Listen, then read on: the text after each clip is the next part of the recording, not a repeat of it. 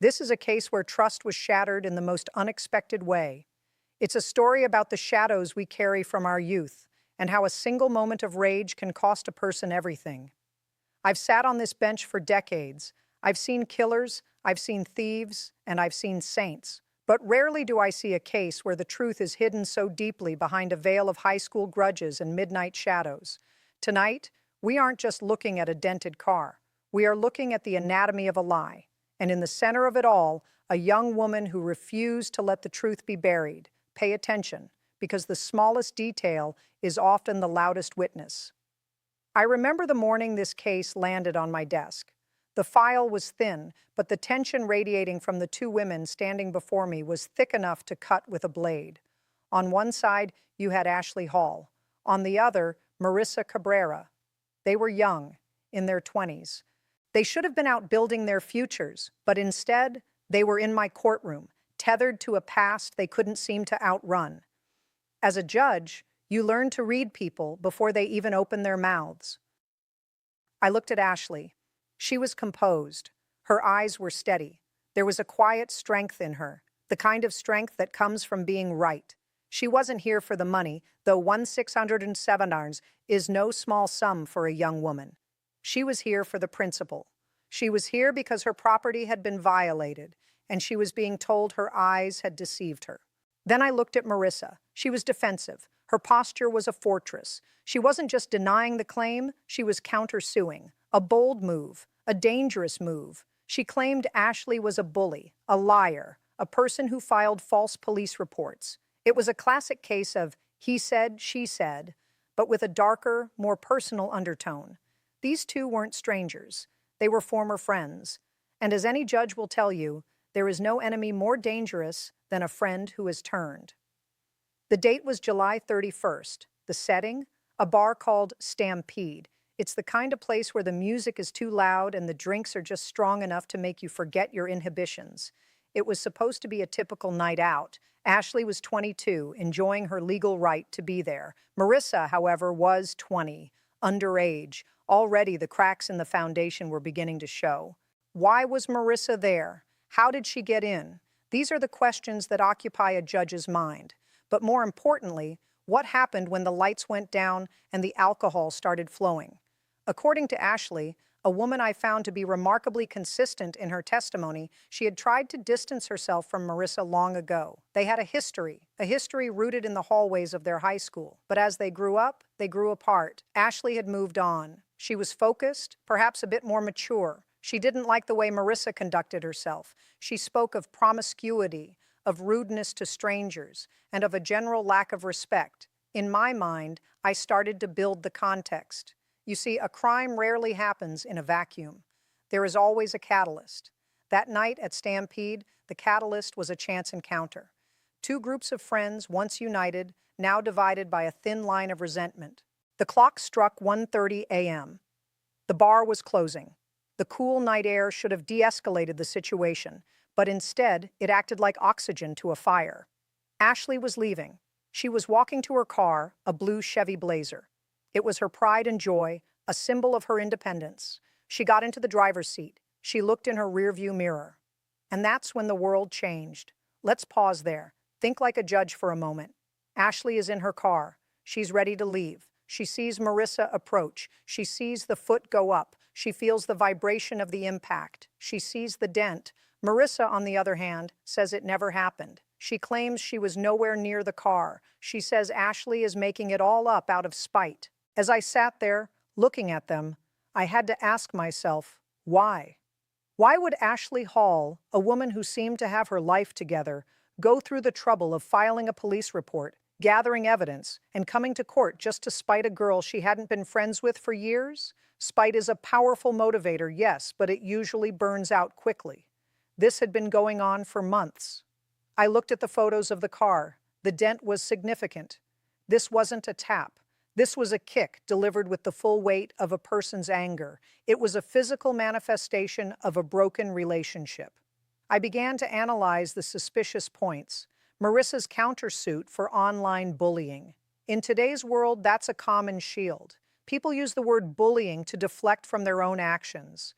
If you call someone out for what they did, they call it bullying. But as a judge, I don't care about hurt feelings. I care about the law. I care about the facts. And then the turning point arrived. In every trial, there is a moment where the air leaves the room, a moment where the truth becomes so undeniable that you can almost hear it screaming. For this case, that moment was the police report.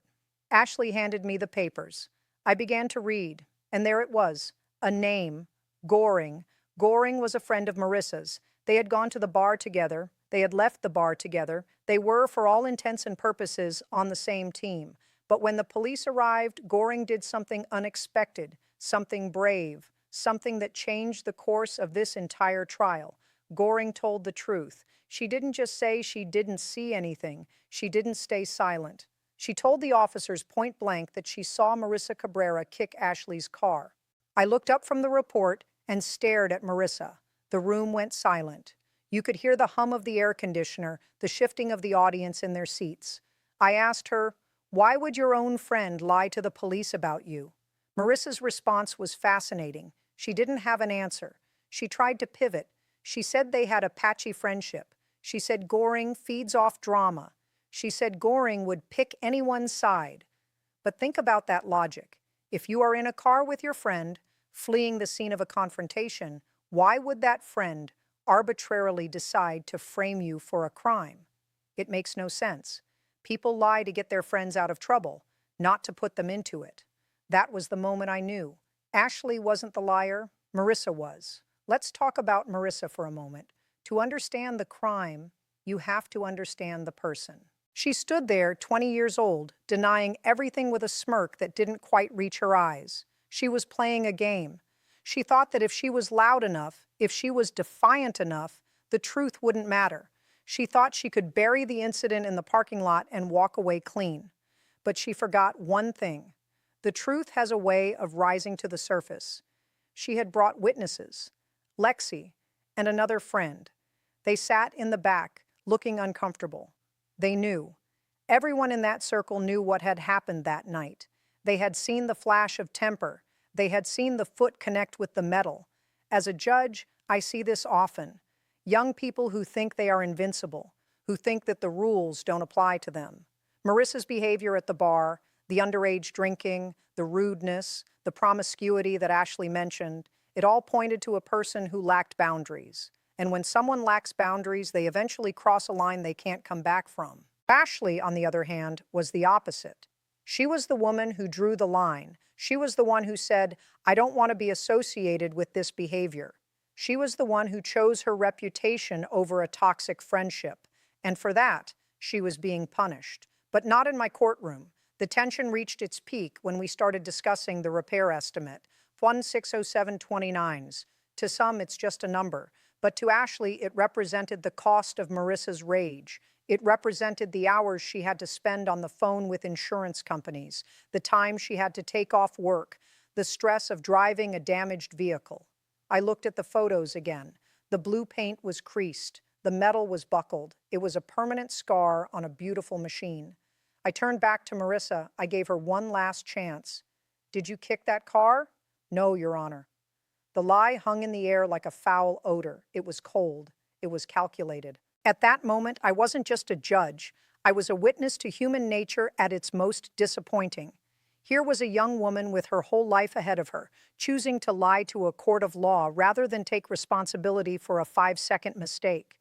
I thought about the witness, Goring. I thought about the courage it took for her to tell the police the truth, knowing it would end her friendship with Marissa. That is the kind of integrity that restores your faith in humanity. Goring knew that the truth was more important than a patchy friendship. And then there was Ashley. She stood tall. She didn't waver. She didn't scream or cry. She just presented the facts. She was a woman of substance. She was a woman who knew that justice isn't given. It's fought for. The music shifts to a more somber, thoughtful tone. The narrator's voice becomes more intimate. People often ask me what I'm thinking when I'm sitting up there. I'm thinking about the ripples. If I let Marissa get away with this, what does it say to Ashley? It says that being a good person doesn't matter. It says that the liars win. If I let this go, what does it say to Goring? It says that telling the truth is a waste of time. My job isn't just to move money from one bank account to another. My job is to maintain the moral fabric of society, to ensure that when someone kicks your car in the middle of the night, there is a place you can go where the truth still means something. I looked at Marissa one last time. I saw the defiance starting to crumble. She knew. She knew that I knew. The game was over. The shadows of the Stampede parking lot were being illuminated by the bright lights of justice. I didn't need any more evidence. The police report was the nail in the coffin. The witness's statement was the hammer. I leaned forward. The courtroom held its breath. Judgment for the plaintiff, I declared, in the amount of $1,007.29. And as for the countersuit, dismissed with prejudice. Ashley didn't celebrate. She didn't pump her fist. She simply exhaled. A weight had been lifted from her shoulders. She had been validated.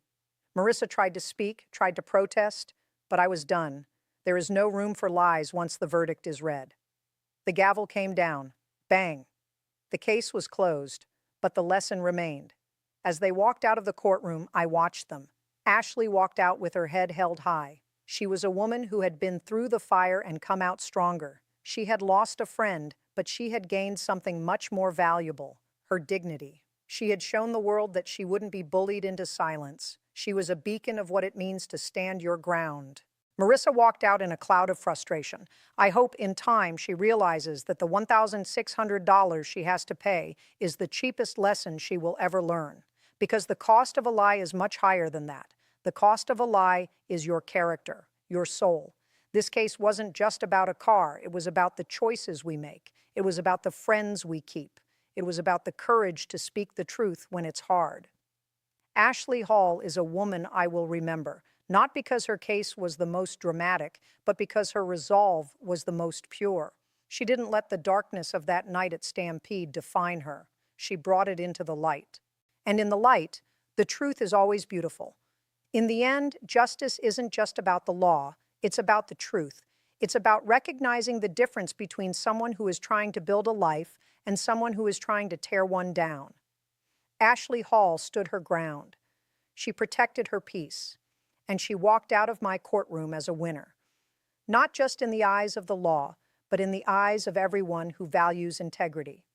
So, remember this the next time you find yourself in the shadows. Remember the girl in the blue blazer. Remember that the truth doesn't need a loud voice. It just needs a steady one. Because in the court of life, the truth always has the final word. Oh, truly understand this case. We have to go back, way back, before the blue blazer, before the Stampede bar. We have to go back to the hallways of their high school. Imagine two young girls. They share secrets. They share lunches. They share dreams. But as the years pass, the paths begin to diverge. One girl, Ashley, starts to value stability. She looks at the world and sees opportunity. She wants to be a woman of substance. The other girl, Marissa, looks at the world and sees a playground. She wants excitement. She wants attention. She doesn't care about the consequences. The patchy friendship Marissa spoke of? That's code. It's code for a relationship that was built on a foundation of sand. Ashley tried to help her. She tried to be the voice of reason. But you can't save someone who doesn't want to be saved. When Ashley finally walked away, it wasn't an act of malice. It was an act of self-preservation. But to a person like Marissa, being left behind feels like a personal attack. That's where the resentment started. It simmered for years, like a pot left on low heat, until that night in July when it finally boiled over.